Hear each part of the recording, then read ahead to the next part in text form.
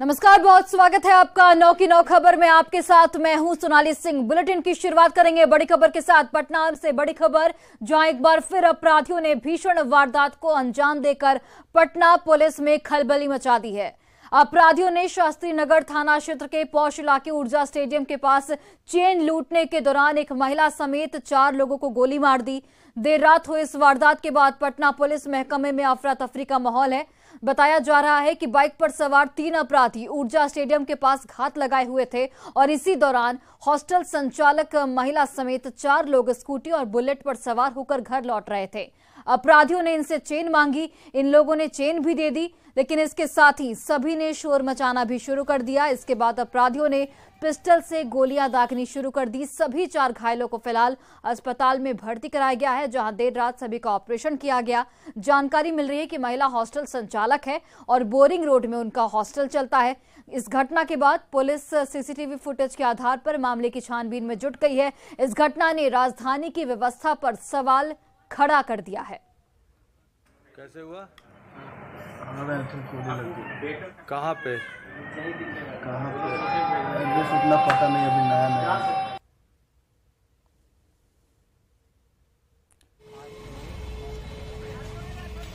तो आप देखिए, इस मामले के सामने आने के बाद अब कई गंभीर सवाल भी उठ रहे हैं। न्यूज़ 18 सवाल उठाता है कि आखिर पटना पुलिस कहां है।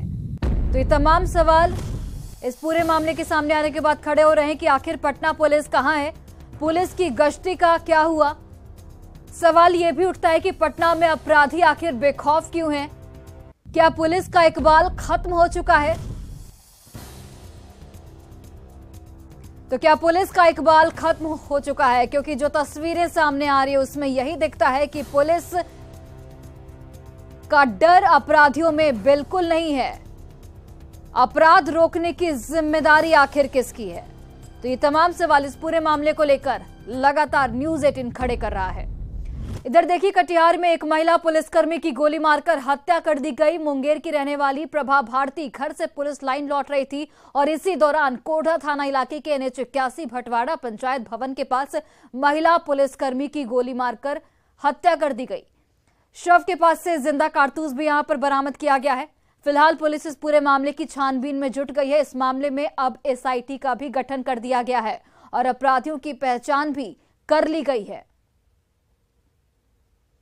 तो एक महिला पुलिसकर्मी की यहां पर हत्या की गई, मौके से जिंदा कारतूस भी पुलिस ने बरामद किया है। फिलहाल इस पूरे मामले में अपडेट यह है कि इस मामले को लेकर SIT का गठन किया गया है और आरोपियों की पहचान भी कर ली गई है।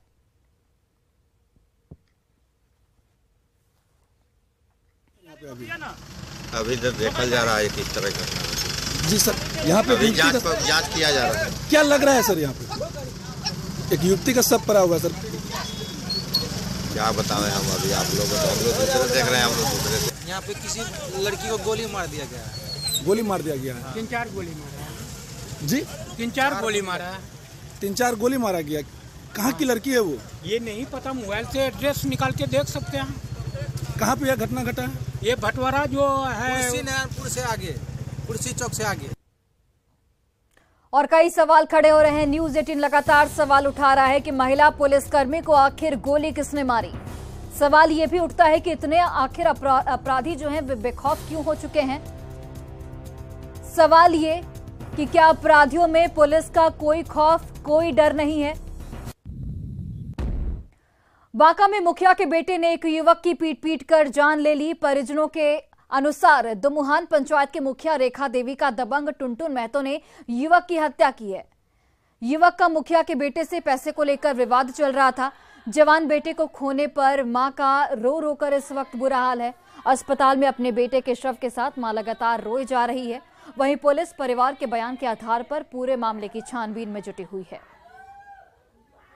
बेटा मारी दल को अरे क्या हुआ था? बेटा मार लको हो, टुनमा हो, घर बुलाएगा। किसको लेके मारा? क्या घर बुलाएगा, मार लको, पैसा कल के देबे हो। दो दिन से बुला रहा था 3 बजे के लगभग में मार दिया रे बा। मैंने क्या कहा के बुला रहा था? काहे के लिए बुला रहा था? काहे के लिए बुला रहा था? मेरा घर से गाड़ी उठा लिया था। अच्छा। उसी में बोला कि हम गाड़ी नहीं देंगे, हम पैसे दे देंगे। फिर क्या किया? मारा? हाँ, कंबल ओढ़ा के घर में बंद करके मारा। और खबर आपको नालंदा से बताते चले, जहां पर नूरसराय थाना क्षेत्र के प्रहलाद नगर में एक शख्स निरंजन तांती की पीट कर हत्या कर दी गई। इस घटना के बारे में मृतक की बहन ने बताया कि उसकी मां का ऑपरेशन होना था, जिसको लेकर उसका भाई रुपए सूद पर लेने जा रहा था। इसी दौरान 25 की संख्या में लोगों ने निरंजन कुमार की लाठी डंडों से पीट कर हत्या कर दी।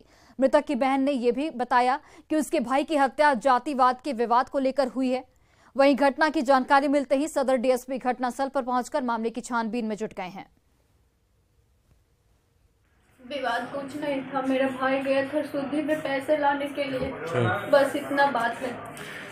तो बता रहे थे कि वो पासवान जी के साथ रहता है। मेरा भाई रहता है पासवान के साथ, बस ऐसे बात विचार करता है। तो बोलता है काहे नहीं रहता उसके साथ, हम लोग के साथ रहो, गोवारा है वो जात का। अच्छा, किसी का तबीयत खराब था क्या? मेरी मम्मी का ऑपरेशन हो गया 11 तारीख को। अच्छा। इसी के लिए पैसे गए देखने के लिए कि शुद्धि पे कहीं से दे दे, पर पैसे नहीं दिए और पीट के मार दिया। कितना लोग था बाबू लोग? 25 लोग। कर्ज वाला पैसा लाने के लिए गया हुआ था, फिर इसके साथ कुछ मारपीट की घटना घटित हुई। परिजन ने उसे पहले लोकल में ट्रीटमेंट करवाया, फिर सदर अस्पताल में इलाज के कारण उसकी मृत्यु हुई है। सूचना मिलते ही हम लोग पहुंचे हैं, उनके परिजन से पूछताछ हम लोग कर रहे हैं घटना। और छपरा में मांझी के मुबारकपुर हत्याकांड में 4 आरोपियों के घर कुर्की जब्ती की कार्रवाई की गई, जिसमें मुख्य आरोपी विजय यादव भी शामिल है। कोर्ट से आदेश मिलने के बाद मुखिया प्रतिनिधि सहित अन्य के घरों की कुर्की जब्ती की गई। मांझी थाना क्षेत्र के मुबारकपुर गांव में एक युवक की पीट कर हत्या की गई और 2 युवकों को यहां पर गंभीर रूप से जख्मी कर दिया गया था। घायल 2 में से एक और शख्स की यहां पर मौत हो गई है। इस मामले में फरार 4 आरोपियों के घरों पर यह कार्रवाई हुई। कुर्की जब्ती को लेकर व्यापक सुरक्षा व्यवस्था के इंतजाम किए गए थे। इस दौरान डुगडुगी भी बजाया गया।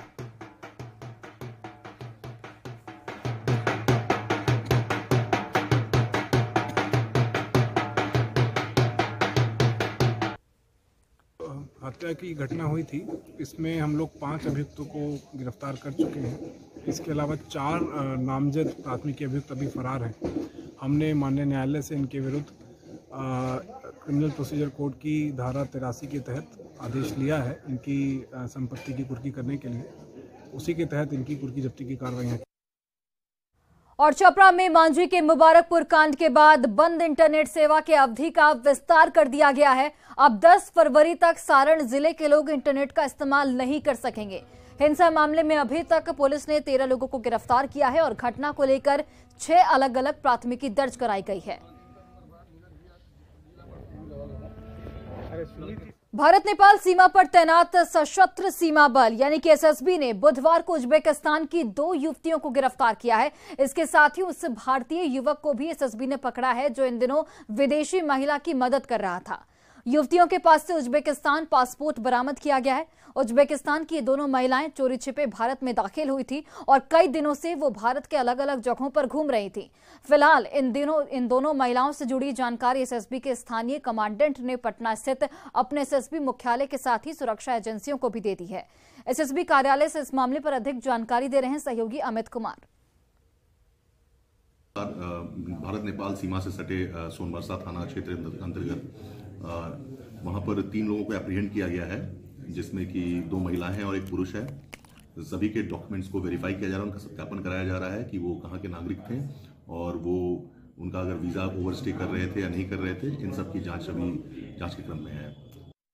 भारत नेपाल जाति में सीमा पर तैनात सशस्त्र सीमा बल के जवानों ने 3 लोगों को गिरफ्तार किया है, जिसमें 2 जो हैं महिला हैं और 1 पुरुष है। बताते चले कि ये दोनों महिला जो हैं वो वर्किस्तान की बताई जा रही हैं और इनके पास जो है वीजा नहीं था। बिना वीजा के जो है ये भारत आई थी और जब वापस ये नेपाल जा रही थी तो इन दोनों को एसएसबी के जवानों ने जो है वो गिरफ्तार कर लिया। पहले पूछताछ जो हुई उसमें इन महिलाओं ने किसी भी तरह की बात जो है बताने से साफ तौर पे इनकार किया। जो कमांडेंट हैं उन्होंने जो जानकारी दी है कि दोनों युवतियां जो है हिंदुस्तान में कैसे दाखिल हुई, भारत में किन किन और किस तरह के लोगों से संबंध है, तो उन्होंने इस संदर्भ में कुछ भी कहने से साफ इनकार कर दिया। युवतियों के साथ जो युवक पकड़ा गया है उसने कहा कि ये दोनों युवतियां जो है वो भाषा नहीं समझ पा रही हैं और इसी कारण से जो है ये आपके सवालों का जवाब नहीं दे पा रही हैं। लेकिन एक अहम सवाल है कि युवतियों के साथ रहे युवक की क्या भूमिका थी और वह दोनों कैसे संवाद कर रहे थे, ये भी जांच का विषय है, जिसकी जांच जो है वो कर रही है यहाँ पे जो सशस्त्र सीमा बल के जो पुलिस है वो कर रही है। सीमावर्ती सोनावर्षा जो थाना क्षेत्र है उससे इन दोनों युवतियों को गिरफ्तार किया गया है और उससे पूछताछ की जा रही है। जो युवतियां दोनों हैं उनमें एक की उम्र जो है वो 24 साल, दूसरी की उम्र जो है वो 23 साल बताई जा रही है और फिलहाल सशस्त्र सीमा बल के जो अधिकारी हैं, कमांडेंट हैं, वो इन दोनों युवतियों से पूछताछ कर रहे हैं। क्योंकि बताते चले कि इससे पहले भी कई जो युवक युवतियां जो हैं वो बिना वीजा भारत में, बिना पासपोर्ट के भारत में दाखिल हो चुके थे और उनसे जब पूछताछ की गई थी तो कई अहम जो है साक्ष्य मिले थे, सुराग मिले थे, जानकारियां मिली थी जो कहीं न कहीं भारत में आतंकी संगठन से जुड़े हुए पाए गए थे। और इस संदर्भ में भी कहा जा रहा है कि ये दोनों युवतियां क्यों, किस मकसद से भारत में दाखिल हुई हैं, जिसकी जांच अब सशस्त्र सीमा बल के साथ साथ जो देश के आंतरिक सुरक्षा के जुड़े हुए एजेंसियां हैं वो अपने स्तर से कर रही है। तो जांच के बाद क्या कुछ खुलासा होता है इस पर सबकी नजर होगी। कैमरा पर्सन अजय दुबे के साथ अमित कुमार, न्यूज 18 पटना। और बड़ी खबर आपको बाढ़ से बताते चलिए, जहां पर बिंद टोली में किसी बड़ी वारदात को अंजाम देने के लिए अपराधियों का जमावड़ा हुआ था। बताया जा रहा है कि अपराधी मिथिलेश कुमार के घर 4 शातिर अपराधियों का जमावड़ा लगा हुआ था। हालांकि इसकी सूचना मिलते ही दल बल के साथ अपराधियों के घर को पुलिस ने घेराबंदी कर छापेमारी की, जहां से 2 अपराधियों को एक देसी कट्टा और 12 जिंदा कारतूस के साथ गिरफ्तार किया गया। वहीं अपराध में इस्तेमाल करने वाली बाइक भी पुलिस ने यहां पर बरामद की है। मोकामा थाना की पुलिस ने बताया कि पकड़े गए अपराधी में माइकल उड़ीसा का रहने वाला है। सभी अपराधी एनएच पर बड़ी वारदात की घटना को अंजाम देने की तैयारी में थे। बाकी अपराधियों की तलाश लगातार जारी है। एक देसी कट्टा बरामद हुआ है, उसके साथ 12 जिंदा कारतूस और एक पिस्टल बरामद हुआ है, उसके साथ 3 जिंदा कारतूस बरामद हुआ है। एवं एक मोटरसाइकिल भी है, वो भी संदिग्ध स्थिति में है, वो भी चोरी का है। औरंगाबाद में नक्सली संगठन भाकपा माओवादी ने पर्चा साटकर गोह के पूर्व विधायक रणविजय सिंह को जान से मारने की धमकी दी है। इस मुद्दे पर पूर्व विधायक ने अपने अंदाज में प्रतिक्रिया दी। उन्हें चैलेंज करते हुए कहा कि न तो नक्सलियों का बल बढ़ा है और न ही उनकी ताकत क्षीण हुई है। उन्होंने एक बार फिर से 2-2 हाथ कर लेने की चुनौती नक्सलियों को दी है। ये लोग भटके हुए लोग हैं और ये लोग जो धमकी देते हैं पर्चा साट कर, तो ये अपना दुकान चलाने के लिए देते हैं। तो मैं इनके धमकी को सहर्ष स्वीकार करता हूं और इनके हर चुनौती का जवाब देने के लिए मैं 24 घंटा तैयार हूं। 42 साल मुझे लड़ते हो गया, फिर एक बार 2-2 हाथ हो जाए उसमें कहा न उनका बल बढ़ गया है न मेरी कोई। और जेडीयू एमएलसी राधा चरण शाह और उनके बिजनेस पार्टनर अशोक कुमार के ठिकानों पर बुधवार देर रात तक छापेमारी चली। आयकर विभाग की टीम ने उनके 1 दर्जन से अधिक बैंक खातों को खंगाला है। आयकर विभाग की टीम 2 करोड़ रुपए के ट्रांजैक्शन के सबूत मिले हैं। वहीं कुछ बेनामी कंपनियों में भी निवेश के सबूत यहां पर आयकर विभाग की टीम को मिले हैं। बालू के कारोबार में ब्रॉडसन कंपनी के साथ एमएलसी के हिस्सेदारी के भी साक्ष्य मिले हैं। बगैर चालान के बालू के बड़े पैमाने पर ढुलाई के साक्ष्य यहां पर मिले हैं। अधिक जानकारी दे रहे हैं सहयोगी अमित कुमार।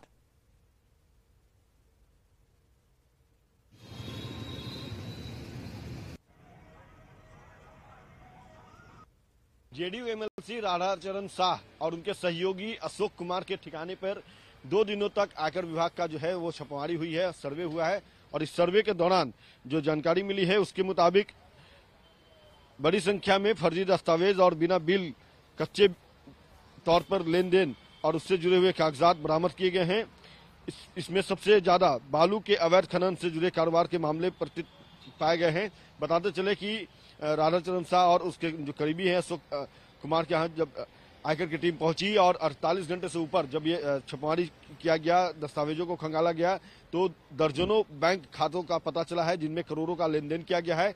इन खातों से बड़ी राशि कुछ बेनामी या सेल कंपनियों में भी ट्रांसफर की गई है। ये कंपनियां किन लोगों की है उसकी पूरी जांच पड़ताल की जाएगी आगे। इस मामले में आयकर विभाग ने अशोक कुमार और उनके जो बेटे हैं उनसे भी पूछताछ की है। बिहार की भी कुछ कंपनियां में काफी ट्रांसफर किए गए हैं। एमएलसी के पास से शेयर बाजार, बॉन्ड, जमीन जायदाद समेत अन्य कई माध्यमों में निवेश से जुड़े कागजात बरामद किए गए हैं। इनकी जांच अब आयकर विभाग करेगी।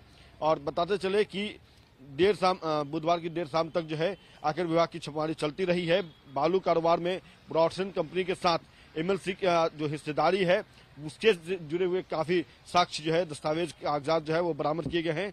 इसमें बालू के दर्जनों ट्रक को महीने में बिना कागजात या चालान के रवाना करना, इसके जरिए बालू का ढोने से जुड़े हुए दस्तावेज जो है वो मिले हैं। बालू कारोबार में कई रसूखदारों की भूमिका सामने आई है। अब उनकी जांच जो है वो आयकर विभाग के अधिकारी अपने स्तर से करेंगे। लेकिन फिलहाल अब ये छापेमारी खत्म हो चुकी है और अब आगे की जो जांच है वो आयकर विभाग के जो अधिकारी हैं वो करेंगे। जेडीयू एमएलसी राधाचरण शाह और उनके जो करीबी सहयोगी हैं अशोक कुमार, उनसे आगे भी पूछताछ होगी, ऐसा आयकर विभाग के सोर्स बता रहे हैं। कैमरा पर्सन अजय दुबे के साथ अमित कुमार, न्यूज 18 पटना। तो आयकर विभाग की कार्रवाई के बीच में जेडीयू एमएलसी राधाचरण शाह पहली बार अपने समर्थकों के साथ बातचीत करते हुए देखे गए हैं। बैंक से आईटी की टीम के साथ लौटने के दौरान अपने समर्थकों के साथ बातचीत करते हुए जेडीयू एमएलसी राधाचरण शाह की तस्वीर कैमरे में कैद हुई।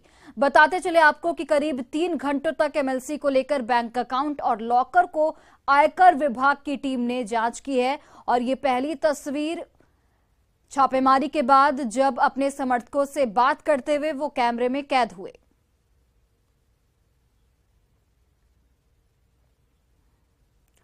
और बक्सर से बड़ी खबर, शराब के नशे में मुखिया को यहां पर गिरफ्तार किया गया है। चक्की प्रखंड के चंदा पंचायत के मुखिया अनिल गिरी को यहां पर गिरफ्तार किया गया। उत्पाद विभाग की टीम ने ये बड़ी कार्रवाई की है। तो शराब के नशे में चंदा पंचायत के मुखिया अनिल गिरी को गिरफ्तार किया गया। उत्पाद विभाग की टीम ने अनिल गिरी को गिरफ्तार किया है। फिलहाल इस पूरे मामले की छानबीन पुलिस की ओर से लगातार की जा रही है और मुखिया से पूछताछ भी जारी है। लातेहार पुलिस ने अफीम की खेती के खिलाफ बड़ी कार्रवाई की है। एसपी के निर्देश पर जिले के चंदवा, बालूमाथ, बरियातू, हिरहंज समेत कई थाना क्षेत्रों में की जा रही अफीम की खेती को नष्ट किया गया है। एसपी के मुताबिक नक्सलियों की शह पर कारोबारी अफीम की खेती कर रहे हैं। साथ ही नक्सलियों को पुलिस की गतिविधि की जानकारी देने के साथ ही पुलिस को निशाना बनाने के लिए आईडी बम भी प्लांट करते हैं। वहीं नक्सलियों को भी अफीम की खेती के बाद मोटी रकम पहुंचाई जाती है। उन्होंने ये भी कहा कि अफीम की खेती करने वाले कारोबारियों की पुलिस पहचान इस वक्त करने में जुटी हुई है।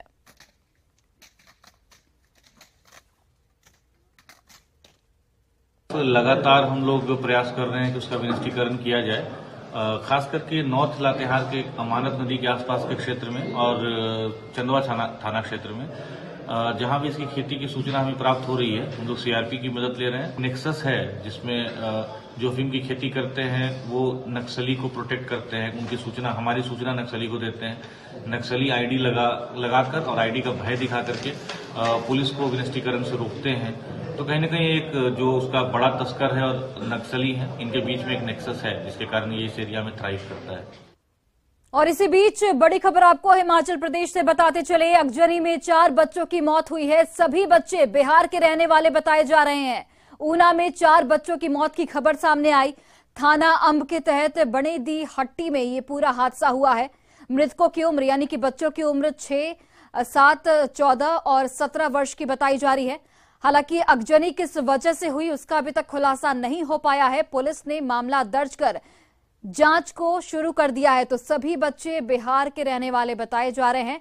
ऊना में 4 बच्चों की मौत हो गई और इन सभी बच्चों की उम्र देखिए वो भी आपको बताते चले, 6 वर्ष, 7 साल, 14 साल और 17 साल के जो बच्चे हैं उनकी मौत हुई है। अगजनी किस वजह से हुई इसका खुलासा अभी तक नहीं हो पाया है। पुलिस प्रशासन की मौजूदगी फिलहाल घटनास्थल पर है और इस पूरे मामले में छानबीन लगातार की जा रही। तस्वीरें भी आपको लगातार दिखा रहे हैं जहां पर देखिए आग लगने से बिहार के रहने वाले 4 बच्चों की मौत हो गई। ऊना में ये 4 बच्चों की मौत हुई है। फिलहाल पुलिस इस पूरे मामले की छानबीन में जुटी हुई है। तो आग किस वजह से लगी इसका अभी तक खुलासा नहीं हो पाया है। लेकिन ये जानकारी निकलकर सामने आ रही है कि 4 बच्चों की दर्दनाक मौत हो गई है। ये सभी बच्चे बिहार के रहने वाले बताए जा रहे हैं। हालांकि बिहार के किस जिले से इनका ताल्लुक है ये अभी तक बात नहीं सामने आ पाई है, लेकिन बिहार के ये चारों बच्चे हैं, ये जानकारी इस वक्त मिल रही है। 6 वर्ष, 7 वर्ष, 14 और 17 ये चारों बच्चे इस उम्र के बताए जा रहे हैं।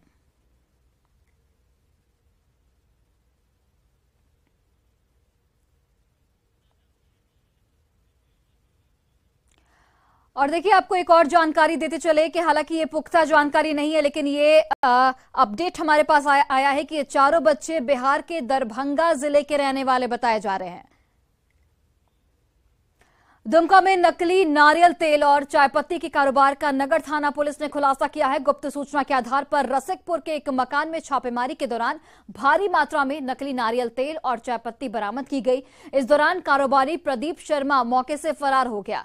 करीब 6 महीने से अवैध कारोबार जारी था। पुलिस बरामद सामान की जांच और मिलान में जुटी हुई है। वहीं एक को यहां पर हिरासत में लेकर पूछताछ भी लगातार की जा रही है। साथ ही ग्राहकों से धोखाधड़ी और फर्जीवाड़े से जुड़े धारा में मामला दर्ज कर जांच की जा रही है। गिरिडीह के जमुआ और देवरी प्रखंड के अलग अलग जगहों पर अवैध महुआ शराब कारोबार के खिलाफ उत्पाद विभाग ने छापेमारी की गुप्त सूचना पर की गई कार्रवाई में करीब 2000 लीटर जावा महुआ नष्ट किया गया है। वहीं 80 लीटर महुआ शराब बरामद किया गया। इस दौरान करीब 6 अवैध शराब की भट्टियों को यहां पर ध्वस्त किया गया है। छापेमारी की भनक लगते ही शराब तस्कर मौके से फरार हो गए। वहीं विभाग तस्करों के खिलाफ कानूनी कार्रवाई में जुटा हुआ है। उत्पाद अधीक्षक के निर्देश पर अवैध महुआ शराब कारोबार के खिलाफ विभाग की कार्रवाई लगातार जारी है। तो अवैध महुआ शराब कारोबार पर पुलिस की ये कार्रवाई होती हुई महुआ को नष्ट किया गया तथा 80 केजी 80 लीटर महुआ शराब जब्त करवाया गया और ये अभियान चलता रहेगा।